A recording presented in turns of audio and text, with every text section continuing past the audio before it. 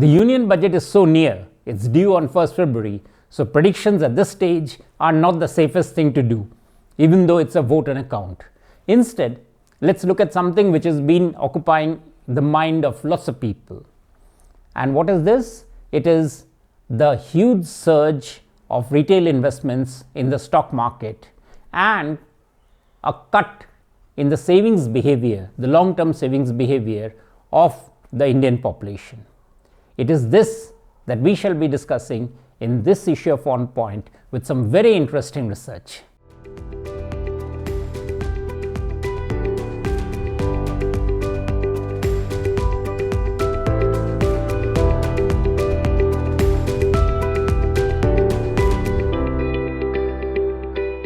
So the Indian economy is actually starting to show some very interesting results as the per capita income of the people rise, and concomitantly there is a change in the savings behavior of the people. Now remember, the Indian economy means largely young population. So when we say savings behavior, when we say changes, this essentially refers to the young population. Now there is a very interesting research paper which I thought I'll discuss in this edition. And what does the research show? The research shows that people remember bad experience less than good experience. Now that would be interesting and that might seem intuitively clear, but let's unpack this data a bit more. The researchers found that, as I said, that studying intertemporal trade-off, people tend to remember the bad outcomes less than the good outcomes.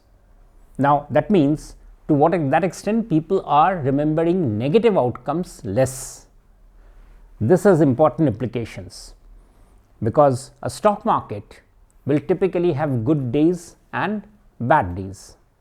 And remember, we are talking about retail investors.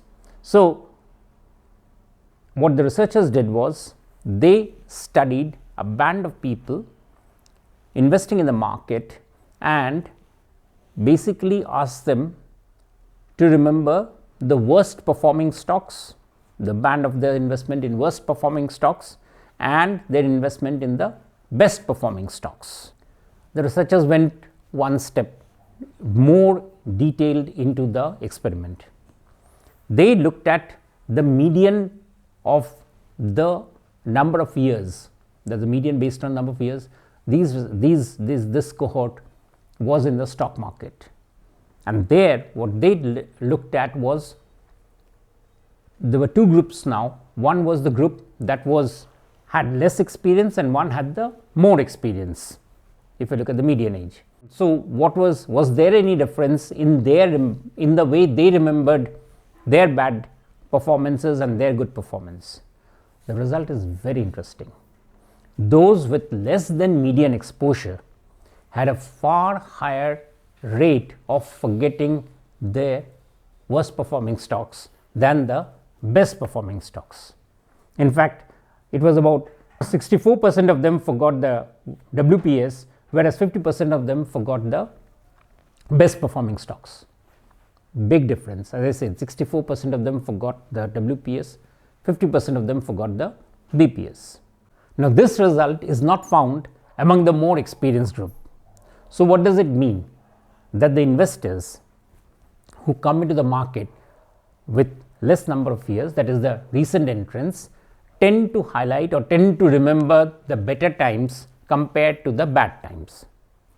Remember, at the beginning of this discussion we said that in the Indian market the retail investors who are coming in are younger. That's one thing. Secondly, they have had less time of exposure to the market. So this research shows that they will tend to be more sticky in their behavior in the market. In other words, they will be here for a longer time period. Now this is implications. What is the implication? That